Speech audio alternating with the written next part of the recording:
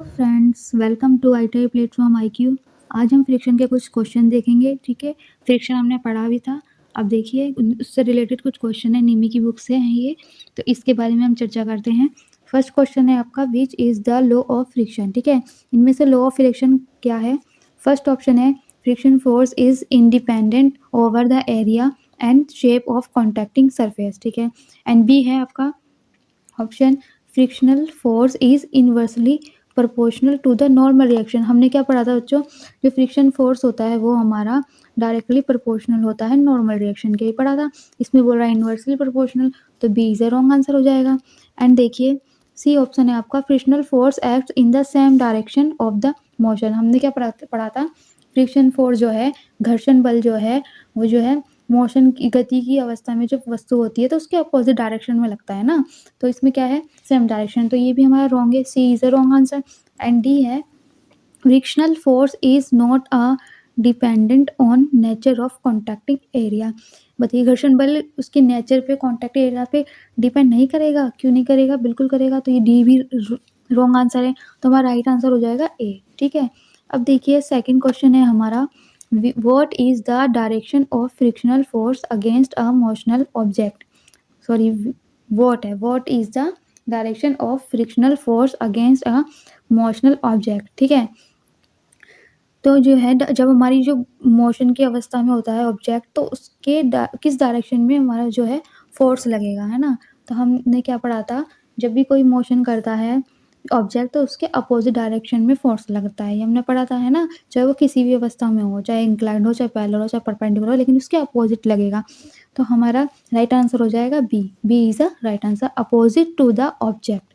अब देखिए third question क्या है हमारा, which force is directly proportional to the normal reaction between contacting surface. ठीक है, तो हमने अभी पीछे पढ़ा directly proportional to the contacting surface, normal reaction कौन सा होता है, ये फ्रिक्शन फोर्स ही तो होता है, directly proportional to the normal reaction, है ना। अब देखिए फोर्थ क्वेश्चन है हमारा, which one of the following acts in between the wheels and roads if vehicles are able to run on the road, है ना। तो इसमें क्या है, जब भी व्हीकल्स अगर रोड पे चल रही है तो उसमें कौन मतलब उसके जो व्हील्स पहिए और रोड के बीच में क्या लगेगा, कोरोजन लगेगा नहीं, इरोजन लगेगा नहीं, मोशन नहीं, तो हमारे क्या लगता है उसके फ्रिक्शन, फ्रिक्शन की वजह से तो वो चल पाती है गाड़ी, है ना। तो ये हमारा क्या हो गया, ए इज अ राइट आंसर। अब देखिए फिफ्थ क्वेश्चन क्या है, which is useful friction. Useful देखिए फ्रिक्शन के हमारे घर्षण के एडवांटेज भी है एंड डिसएडवांटेज भी है। ठीक है, इससे हमें लाभ भी होता है और हानि भी होती है। तो चलिए इसमें फिफ्थ क्वेश्चन क्या है, यूजफुल पूछ रहा है यानी कि लाभ। तो देखिए ऑप्शन ए क्या है हमारा, reel rings in the cylinder. ठीक है, तो रिंग्स इन द सिलेंडर ये तो नहीं होगा, क्योंकि रिंग्स इन द सिलेंडर में जो होती है उसको वो बार बार मतलब उसको चेंज करना पड़ता है घर्षण की वजह से, है ना। तो ये तो हमारा रॉन्ग है। बी देखो, क्रेक शाफ्ट बियरिंग। ठीक है, क्रैक शाफ्ट बियरिंग, तो क्रैंक शाफ्ट बियरिंग में भी वही होता है, खराब हो जाती है घर्षण की वजह से, है ना, तो उसको भी चेंज करना पड़ता है। एंड सी है व्हील हब बियरिंग, इसका भी सेम यही है। अब डी है ब्रेक शो लाइनिंग, ये सही है, घर्षण की वजह से तो हम जो ब्रेक लगा पाते हैं, है ना, तो ये हमारा क्या है, यूजफुल है ना, ये हमारा एडवांटेज है, D is a right answer. And six question है, विच इज वेस्टफुल फ्रिक्शन। ठीक है, अब इसमें हानि बतानी है वेस्टफुल। ठीक है, क्या है, तो देखिए फर्स्ट ऑप्शन है हमारा रियल एक्सेल गियर, है ना। अभी है टायर्स ऑन द फ्लोर। ठीक है, टायर्स ऑन द फ्लोर, ये वेस्टफुल है, ये तो मुझे सही लग रहा है, वेस्टफुल नहीं है ना, टायर ऑन द फ्लोर ये तो सही है। एंड ब्रेक शो लाइनिंग, ये भी हमारा एडवांटेज है, अभी हमने पढ़ा भी है, और ब्रेक के लिए सही है। क्लच लाइनिंग, क्लच भी जो होता है वो भी हमारे लिए इम्पोर्टेंट होता है ना, ये भी हमारे, अगर फ्रिक्शन नहीं होगा तो इसका यूज़ बेकार है, फिर है ना। तो हमारा रियल एक्सल गियर ये क्या है, वेस्टफुल है। इससे क्या होता है, गियर रियल एक्सल गियर जो महंगे बहुत आते हैं ना, फ्रिक्शन के कारण क्या होता है, इसमें क्या बोलते हैं ख़राब हो जाती है जल्दी से, तो इनको हमें फिर चेंज करना पड़ता है, और ये काफ़ी कॉस्टली भी होते हैं। तो हमारा आंसर ए हो जाएगा right, A is a right answer. ठीक है, अब देखिए seven question, which is depends on the frictional force. ठीक है, फ्रिक्शनल फोर्स किस पे डिपेंड होता है, ए है आपका type of metals, and B option है कॉन्टैक्ट सरफेसेस, सी ऑप्शन है quantity of the contacting metals and D option है आपका क्वालिटी ऑफ मेटल्स। ठीक है, तो इसमें आपका क्या है, किस पे डिपेंड हो रहा है, फ्रिक्शन। ऑप्शन से ही पता चल रहा है आपका कॉन्टैक्ट सरफेस। हमने क्या पढ़ा था, उसका कॉन्टैक्ट सरफेस में क्या है उसके अकॉर्डिंग तो हम फ्रिक्शन, उसमें तो फ्रिक्शन लगता है ना सरफेसेस के बीच में। ठीक है, इससे टाइप्स ऑफ मेटल से कोई मतलब नहीं है, क्वांटिटी कॉन्टैक्टिंग मेटल से मतलब नहीं है, क्वालिटी ऑफ मेटल्स से कोई मतलब नहीं है ना, उसका कॉन्टैक्ट सरफेस से है। तो फ्रिक्शन फोर्स का राइट आंसर होगा बी। अब देखिए 8th क्वेश्चन क्या है आपका, how coefficient of friction is expressed.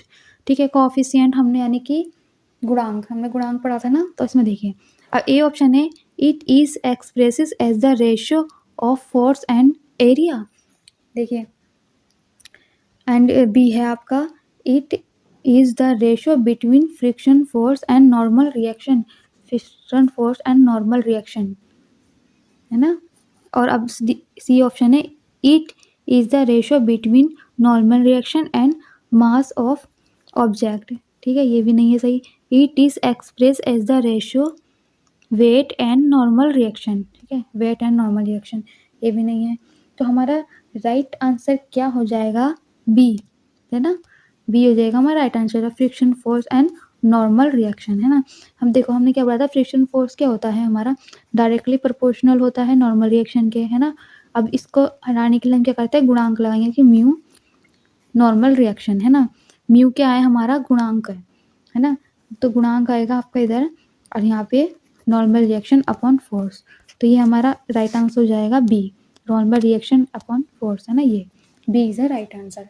ठीक है, अब देखिए आगे 9 क्वेश्चन है, what is the formula to find coefficient of friction. ठीक है, अभी हमने पढ़ा। ठीक है, अब इसमें देखिए इसमें क्या है, फ्रिक्शन फोर्स,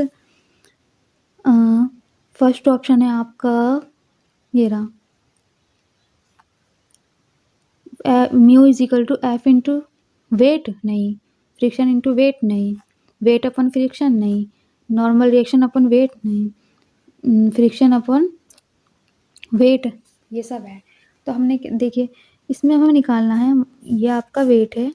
ठीक है, अब देखो कैसे समझेंगे, समझो, इसमें तो सारे ऑप्शन हमें गलत लग रहे हैं ना, क्योंकि हमने पढ़ा था म्यू इज इक्वल टू होता है friction, normal reaction upon friction, है ना, नॉर्मल रिएक्शन अपॉन फ्रिक्शन, ये हमने पढ़ा था, है ना। F is equal to mu into R, ये पढ़ा था, म्यू इंटू आर या फिर म्यू इंटू एन, है ना, ये पढ़ा था। तो अब हम देखते हैं, मान लीजिए ये एक बॉडी है ना, इस पे हमारा वेट लग रहा है, कितना वेट लगाया हमने पी। ठीक है, इसमें फोर्स लग रहा है, सॉरी फोर्स लग रहा है पी, तो इसके अपोजिट डायरेक्शन में लगेगा फ्रिक्शन, सही है। अब हमने इसमें वेट अप्लाई किया, डब्ल्यू के जी का वेट है ना, तो इसके अपोजिट हमारा लगता है नॉर्मल रिएक्शन। ठीक है, तो जो नॉर्मल रिएक्शन है वो किसके बराबर है, normal reaction is equal to weight के बराबर। ठीक है, तो नॉर्मल रिएक्शन लो चाहे वेट लो, तो नॉर्मल रिएक्शन हमारे वेट के बराबर आता है। तो इसकी वजह से हमारा एफ जो होता है is equal to mu N होता है, तो हमारा क्या आता है, गुणांक हमारा आता है एन अपॉन एफ, यानी कि नॉर्मल रिएक्शन अपॉन फोर्स। तो नॉर्मल रिएक्शन हमारा वेट के बराबर है, तो वेट अपॉन आ जाएगा हमारा force, friction force, wait upon friction force. ठीक है, तो राइट आंसर हो जाएगा वेट अपॉन फ्रिक्शन फोर्स, कहाँ है, B, B is the right answer, weight upon friction force, क्योंकि वेट हमारा होता है नॉर्मल रिएक्शन के बराबर। ठीक है, ये तो था आपके 9th क्वेश्चन, आई होप आपको समझ आया हो, और लाइक एंड शेयर प्लीज़ कर दीजिएगा हमारे चैनल को। अब देखिए 10th क्वेश्चन क्या है, which symbols is use to denote coefficient of friction. तो ये तो सिंपल सा वाला क्वेश्चन है, तो इससे किससे डिनोट करते हैं, हम म्यू से डिनोट करते हैं ना, तो B is the right answer. Okay, thank you बच्चों, एंड आई होप कि आपको अच्छा लगा हो सेशन, एंड ऐसे ही पढ़ते रहिए, मैं आगे के क्वेश्चन नेक्स्ट वीडियो में आपको बता दूँ।